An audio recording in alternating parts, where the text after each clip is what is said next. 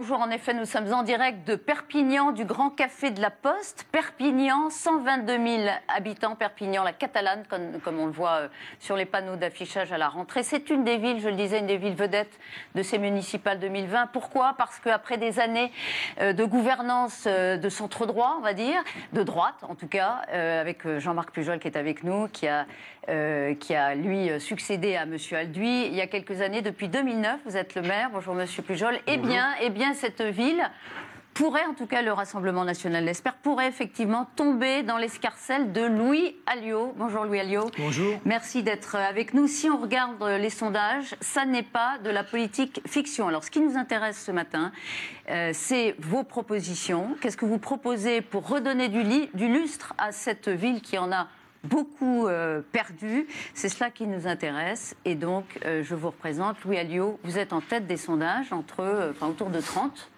dans les derniers sondages. Vous êtes évidemment député Rassemblement national, mais ici, vous vous affichez sans étiquette. C'est une des questions qu'on vous posera tout à l'heure. Jean-Marc Pujol, donc maire sortant, LR, élu depuis 2009. Les sondages vous donnent entre 18 et 19%. Et puis, dans quelques instants, va nous rejoindre Agnès Langevin, qui est la candidate verte, soutenue par le Parti socialiste, vice-présidente de la région Occitanie, autour de 14-15%. Une question d'actualité, tiens, pour commencer à tous les deux. Samedi se tiendra un grand rassemblement autour de Puigdemont, M. Puigdemont, qui est l'ancien président catalan, député européen, en exil. C'est la première fois qu'il remettra les pieds, si je puis dire, en terre catalane depuis qu'il a été condamné par Madrid.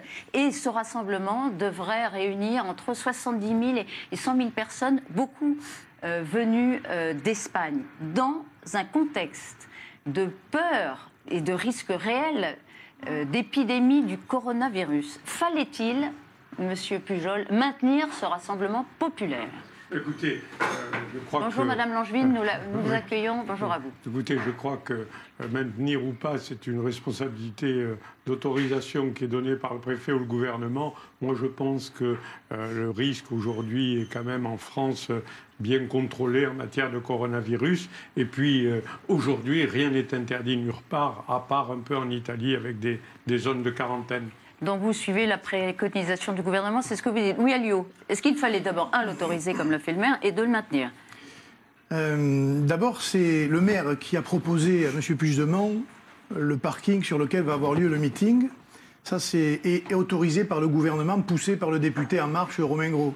La question que je me pose, qui est candidat au municipal, oui, et qu'on entendra tout à l'heure à midi sur LCI. La question que je me pose, c'est pourquoi 15 jours avant le premier tour des municipales à Perpignan? Il aurait pu attendre 3 semaines. On est en plein débat ici de la politique de la ville, etc. Et tout d'un coup, va débarquer à Perpignan 100 000 personnes pour le meeting d'une organisation politique étrangère avec M. Puigdemont, contre qui, honnêtement, moi je n'ai rien. Il est député européen. Moi, je suis un élu de la République. Il a tout le loisir de venir quand il veut.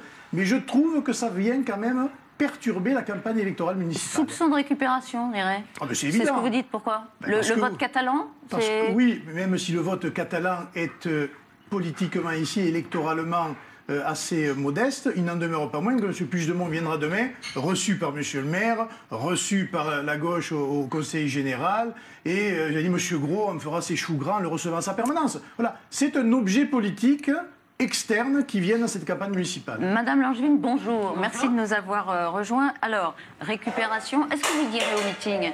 Alors, je participerai au meeting, bien sûr, pour témoigner de ma solidarité avec les prisonniers politiques catalans, parce que au XXIe siècle, en Europe, finalement, laisser le sort d'un peuple, son choix d'autodétermination aux juges et à la police, pour moi, c'est vraiment insupportable. Ça, c'est une chose, mais à 15 jours du premier tour des municipales, est-ce que c'était pertinent d'autoriser ce meeting? C'est ce que compte M. Pujol. La solidarité est toujours pertinente, excusez-moi. Il est là le sujet. C'est une solidarité envers quand même quelqu'un aujourd'hui qui est un député européen, et Perpignan est une terre d'exil et une terre de solidarité. Et dans un contexte de coronavirus, c'était ça ma question initialement, oui, Madame Langevin, est-ce que c'est pas un problème? Non, mais vous voyez, là, c'est toujours les mêmes propos de complot, d'instrumentalisation. Moi, je fais confiance aux électeurs. Ils font faire leur choix en fonction des propositions, des programmes, et pas d'un un événement auquel ils participeront ou pas. Ils ont leur libre arbitre. Il faut arrêter de toujours surinterpréter les décisions que les uns et les autres peuvent prendre. Alors, la campagne municipale, on y entre de plein pied en 20 secondes maximum. Est-ce que vous pouvez me dire, vous, par exemple, Madame Langevin, pourquoi vous êtes légitime, vous seriez la candidate idéale pour succéder à Monsieur Pujol?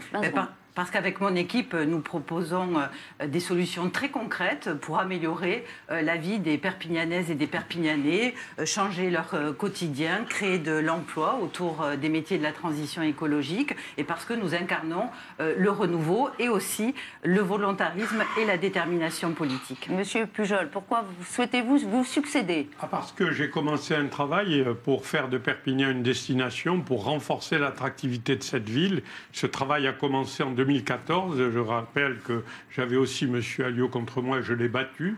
Et donc ce travail aujourd'hui, je compte le continuer avec des projets concrets, pas uniquement des illusions, pas uniquement des paroles verbales, excusez-moi du terme, mais avec des projets concrets. Et les Perpignanais vont pouvoir voir ce qui a déjà été fait et ils vont pouvoir compter sur ce qui sera fait. Oui, Alliot, en effet, ce n'en est pas votre coup d'essai. Comme on dit, en 2014, vous aviez échoué avec 45% des voix. Vous étiez arrivé en tête au premier tour et puis le Front républicain vous a battu. Pourquoi souhaitez-vous en 20 secondes devenir le maire de Perpignan? Parce que Mme Langevin est vice-présidente de la région Occitanie, elle a des moyens, elle est à la tête de cette région et on voit le résultat qui est catastrophique en Occitanie, au demeurant qui a oublié le pays catalan. Hein. C'est eux qui ont fait ce choix-là. Et monsieur le maire de Perpignan, lui, est là, maire depuis 2009, mais élu de la ville depuis 1989. Donc c'est un système qui est en face de moi. La dernière fois, il s'est bien défendu puisque grâce au Parti socialiste, monsieur Pujol a été élu. Cette fois-ci, je pense que les Perpignanais ont vu l'état de Perpignan, de la politique qui a été menée, et il faut dire de la catastrophe qui est à la fois de gauche dans cette ville et de centre-droit, et donc il faut tourner une page. Voilà pourquoi je suis candidat et je pense que je l'emporterai. Il n'y aura pas de plafond de verre cette fois? Non, mais quand j'ai gagné au majoritaire de Tours en tant que député, il y avait, paraît-il, un plafond de verre. J'avais La République En Marche contre moi, soutenu encore une fois par les socialistes, les Verts et une partie de DLR, et pourtant j'ai gagné. Donc je ne vois pas pourquoi ça se renouvellerait. Votre plafond de verre, c'est votre capacité de travail et votre capacité à sortir Voit, Perpignan. vous, votre capacité de travail. Pas tous les deux en même temps. Vous pouvez me dire où vous en êtes, Madame Langevin, il y a des circuits courts en Occitanie, vous pouvez me dire où c'est que vous en êtes? Alors, une question, une réponse. Vous avez passé, oui. Vous êtes passé dessus assez vite. Non, toutes les cantines. C'est faux. C'est sur le site de la région, c'est faux. Vous avez décidé de ne pas siéger à la région. Oui, vous avez décidé de ne pas siéger à la région. Je n'ai pas été élu. Oui, parce que vous êtes planqué en 5e position de la liste. Vous racontez n'importe quoi, mais c'est pas grave. Alors, on va parler du chômage, d'accord? Le chômage, la situation de Perpignan dans ce bout de France est très mauvaise. 23% de taux de chômage par rapport aux actifs, avec une pointe de 50% dans plusieurs quartiers, un taux de pauvreté très élevé. Ben, tiens, Louis Alliot, vous dites, je ferai revenir les entreprises. Avec quelle recette?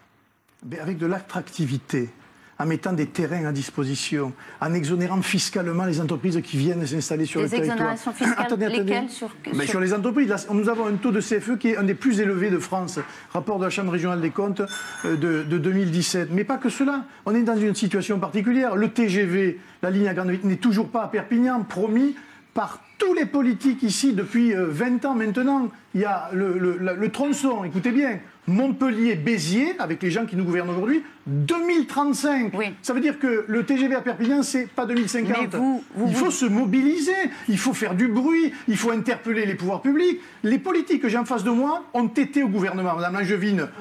Madame Langevin est vice-président de la région Occitanie, socialiste, dont Mme Delga était ministre de François Hollande. Ils n'ont rien fait. Monsieur Pujol et du parti DLR, il y avait 6 parlementaires LR sous Nicolas Sarkozy. Ici, il y a eu des choses convenables de fait, mais il n'a été rien fait. Donc, à un moment donné, vous savez, les électeurs jugent l'arbre à ses fruits. Et ils n'ont pas su faire la politique qui convenait pour ce territoire. Monsieur Pujol. On parlait d'économie, monsieur Alliot, c'est le magicien, n'est-ce pas? Il est en politique depuis tellement longtemps, multi-récidiviste, s'est présenté par tout ce qui se passait. Et aujourd'hui, il parle à quelqu'un qui vient de la société civile, qui a créé des emplois à Perpignan par son travail, qui n'est pas son cas à lui, et qui fait aujourd'hui, parce qu'il parlait de politique de terrain, mais je l'ai fait avant lui. Vous créez du chômage. Aujourd'hui, la politique de terrain est très claire. Nous avons vendu l'an dernier pour 12 millions d'euros de terrain économique. et cette année pour 8,5 millions d'euros. Et les entreprises s'installent comme Computer Center. Et je suis très étonné de voir des gens qui n'ont jamais eu d'activité économique, qui parlent d'activité économique. Ouais. Moi, j'en fais, j'en réalise. Et aujourd'hui, il y a des entreprises qui s'implantent à Perpignan tous les jours. Est-ce que vous estimez que vous avez un bon bilan ? J'estime que j'ai un très bon bilan et d'ailleurs les chiffres... Sur le chômage. Mais le chômage, alors je réfute parce que quand on compare le chômage, je dis que j'ai la statistique de Pôle emploi. C'est 14% de chômeurs à Perpignan. À Montpellier, c'est 12%. Le chiffre communément admis, c'est 23%. Oui, mais je ne suis pas d'accord avec ces chiffres-là. Alors il faut les comparer au niveau national. Alors, Madame Langevin. Alors, effectivement, le taux de chômage est de 23%. Perpignan intramuros et 14,7% sur le bassin d'emploi de Perpignan. Nous, ce qu'on veut, pour attirer les entreprises et donner une nouvelle dynamique économique, il faut bien sûr rétablir la confiance, mais aussi, il faut y aller. Il faut aller au charbon, il faut proposer un nouveau projet économique. Nous, ce que nous proposons... Mais M. Alliot dit l'attractivité, c'est moi. Non, mais pas du tout. Donc, laissez-moi... Vous aussi, vous êtes parlementaire et vous brillez par votre absence.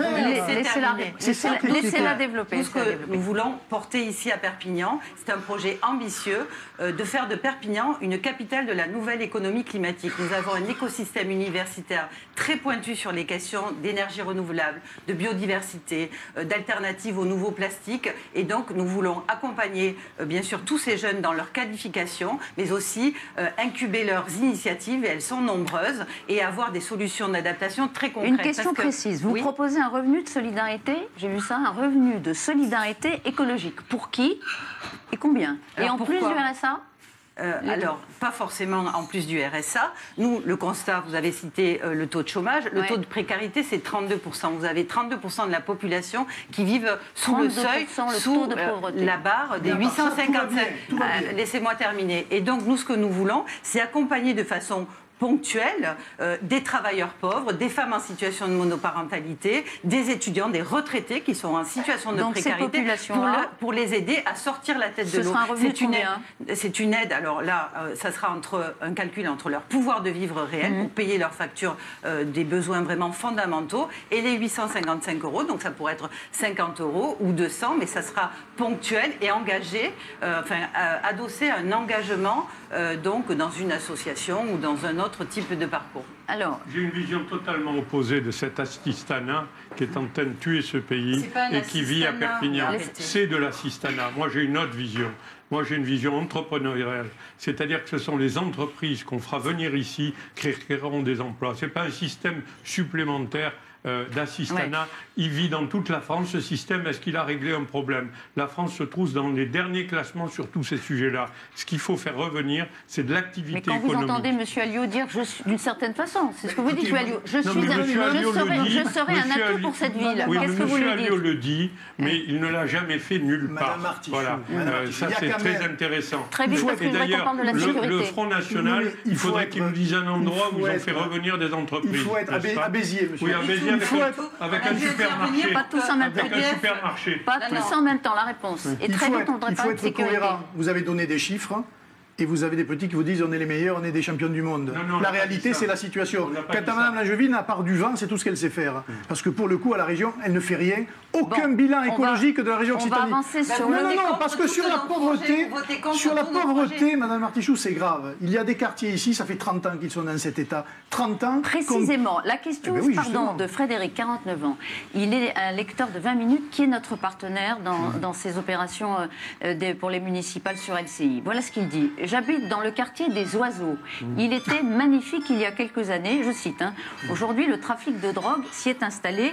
Que proposez-vous? Donc, voilà. Alors moi, je propose déjà quelque chose. Responsabilité d'État sur le problème du trafic de drogue. Et je n'ai pas attendu l'État qui n'est pas venu. C'est à l'État d'intervenir, c'est pas à la ville. J'ai recruté des policiers, excusez-moi. Perpignan est la première police municipale de France. Il y a un policier municipal armé pour 760 habitants. Le ratio habitation-police municipale est plus élevé de France. C'est le numéro 1. J'ai installé des caméras de vidéoprotection au moment où les personnes qui sont autour de moi, notamment en 2008, votaient contre, n'est-ce pas? Vous parlez de la gauche, monsieur le maire. Je parle, oui, de la gauche. Votaient contre. Et je les vois aujourd'hui se revenir.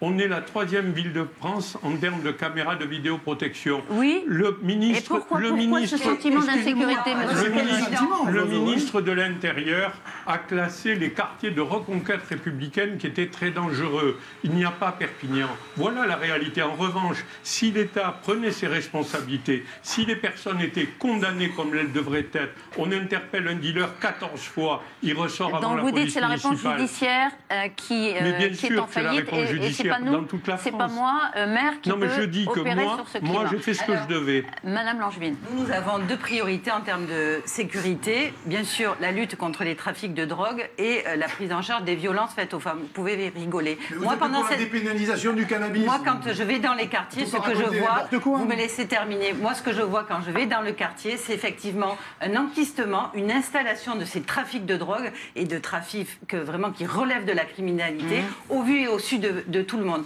Quand vous êtes en campagne, qu'on vous accompagne sur les points de drogue, ça veut dire que les policiers, qu'ils soient municipaux ou nationaux, les élus, le préfet, sont parfaitement au courant. Sauf qu'on a laissé s'enquister. Est-ce qu'il y a des quartiers où on ne peut pas aller? Non. On peut aller partout parce que c'est de notoriété publique que, évidemment, tous ces systèmes sont vraiment installés. Quand vous avez un enfant âgé de 8 à 13 ans qui perçoit un revenu entre 50 et 80 euros par jour juste pour faire le guet, au vu et au su de tout le monde, c'est que d'abord, il faut restaurer l'autorité et la parole du maire. Question précise, oui ou non? Je vous demande de répondre par oui ou par non. Face au deal, faut-il des policiers? Face au deal, faut-il des policiers à la sortie des écoles et des lycées? Oui ou non? Oui ou non? Juste ça. Et puis après, on revient faire aux la oiseaux. Guerre au trafic de drogue. Alors, oui ou non? C'est tout.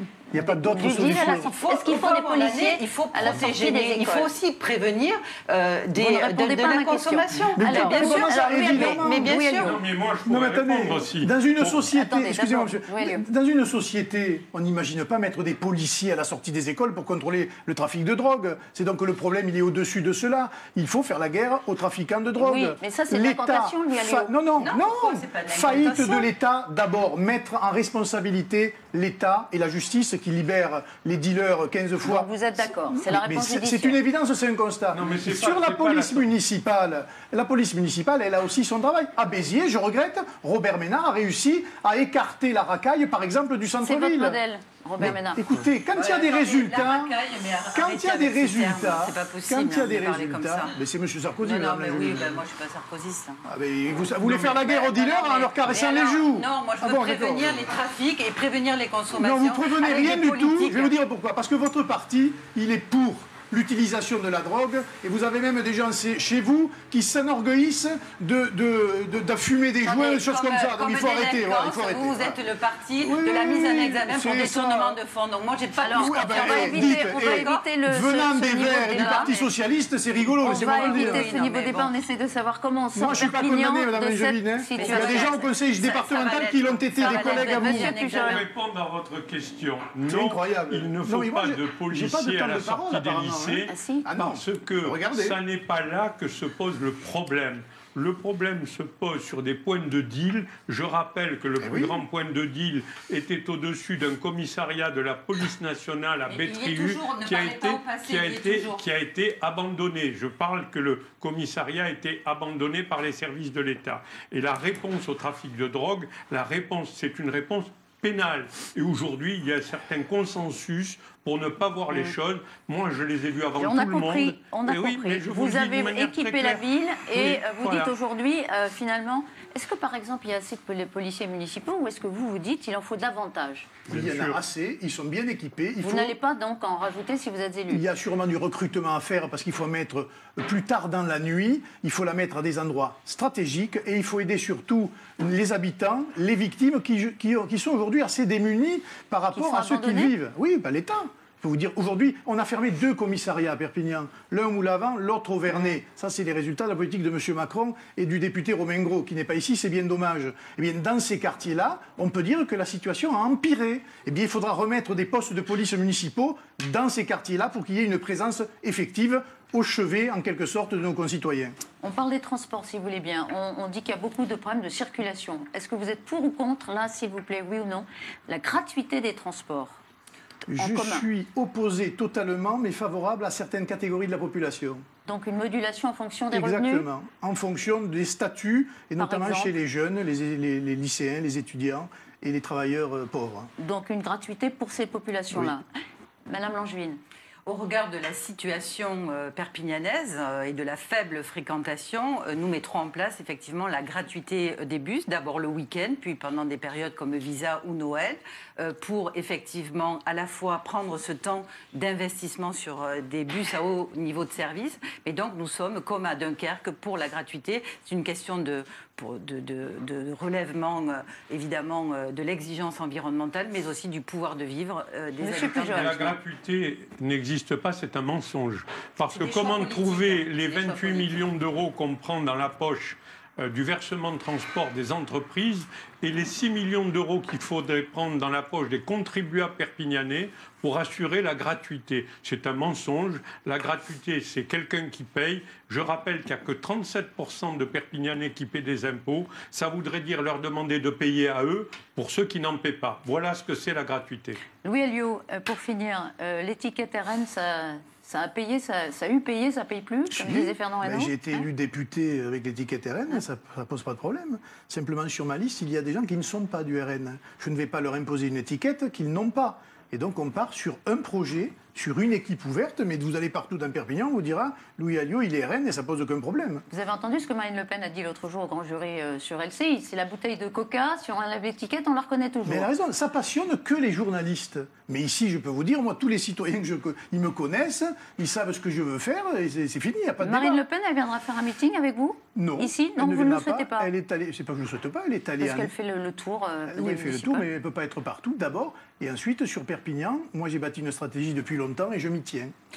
Nicolas Sarkozy viendra Oui. vous soutenir Oui. le 12. Oui. Le 12 mars. Vous avez Il n'a besoin pas de- arrêté la date définitivement. Bon, mais voilà. vous avez Euh, besoin c'est de lui? C'est un ami, j'ai participé à sa campagne électorale dans son équipe et bien sûr, il va venir montrer ici que la droite est capable de faire face à ce parti populiste qui s'appelle le Front National, qui ici avance masqué. Et je pense qu'il faudra dire les choses d'une manière Qui très avance claire. masqué, c'est la mais réponse, bien sûr, hein. mais bien sûr. Masqué, bien sûr. mais- Et il a abandonné son maillot. Voilà, très bien. Le rugby. Agnès Langevin, pour finir, la question du Front républicain se pose, on vous la pose régulièrement, parce que vous n'arriverez sans doute pas première, peut-être deuxième, troisième. Vous désisterez comme en 2014 Alors si moi, Louis Alliot arrive en tête et en mesure de prendre la mairie?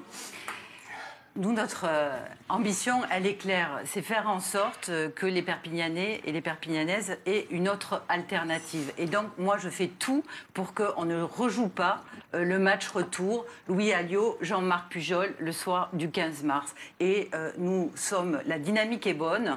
Et franchement, je pense que nous serons dans les deux premiers. J'en suis vraiment convaincue.